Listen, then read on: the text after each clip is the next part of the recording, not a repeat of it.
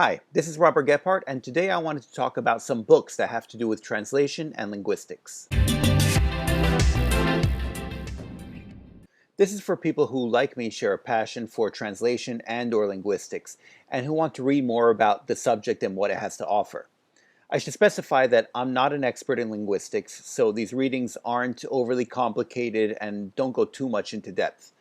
I should also mention that my background is as an Italian translator, but I'm very interested in other languages depending on the time period and the situation. As in, for a few months, I might be enthralled with, I don't know, with Korean writing, but then I'll hear a podcast about the history of the English language, which sets me off in a whole new direction.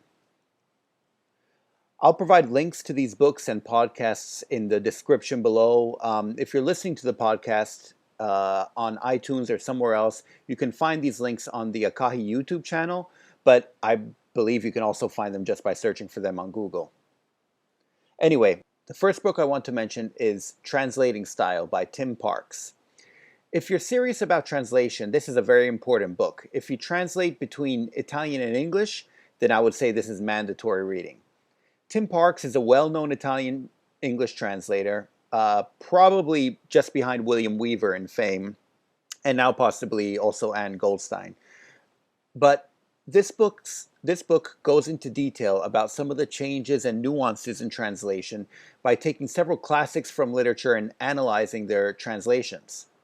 It also has quite a few interesting tidbits, such as, and I quote here, "It's worth remembering that as recently as the 1860s, a man was condemned to death in Rome for reading the Bible in Italian rather than Latin." End quote. This is part of his discussion on how biblical terms are more common in English literature than in Italian literature because the Bible was widespread in English long before it was in Italian, where the Latin one was still in use. The second book that I'd like to mention is called La ricerca della lingua perfetta by Umberto Eco. I apologize, but I read it in Italian. I think the English name would be The Search for the Perfect Language. I'll link to the Italian and the English one, just so you have links to both in the description. Regardless, this is a book about the history of the search for the perfect language. It is Eurocentric, and even more than that, Bible-centric. But then again, the search for the perfect language was a huge part of Christendom ever since the story of the Tower of Babel. And it's interesting to see how many different people thought that their language was the perfect one. And also how so many people tried inventing different forms of languages, including Esperanto, which Umberto Eco seems to favor.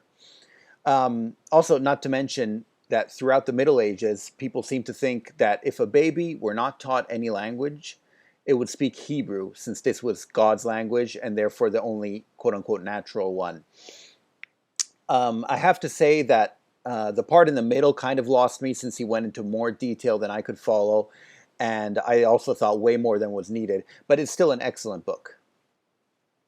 The next book that I'd like to mention is called The Korean Language Reform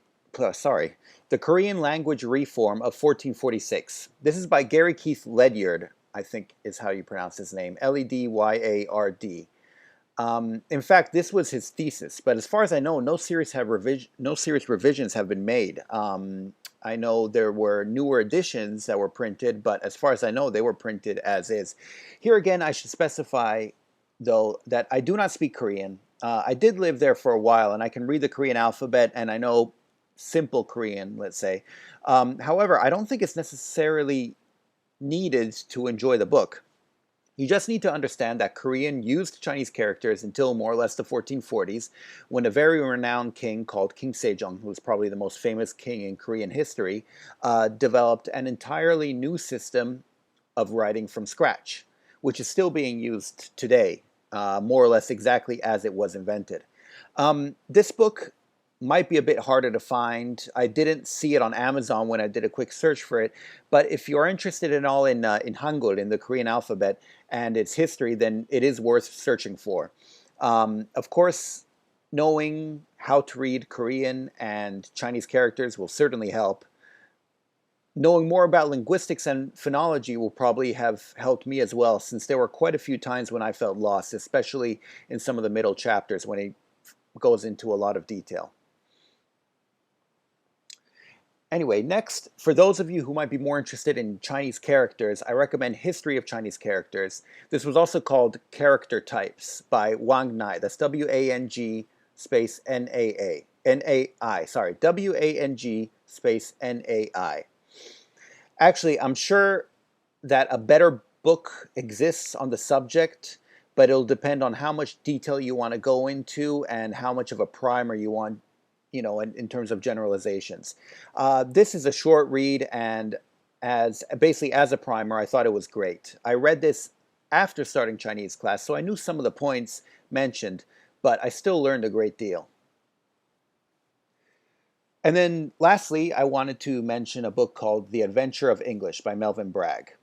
Now, if you're at all interested in the history of the English language, then this is a must-read. It follows the English language from the Frisian dialect spoke by the Angles, Saxons, and Jutes, to their mixture with the local Gaelic when they came to England, to the influence of the Church Latin, to the Vikings, to the Norman French, and throughout the British Empire, as well as current American English, and how the language is still evolving.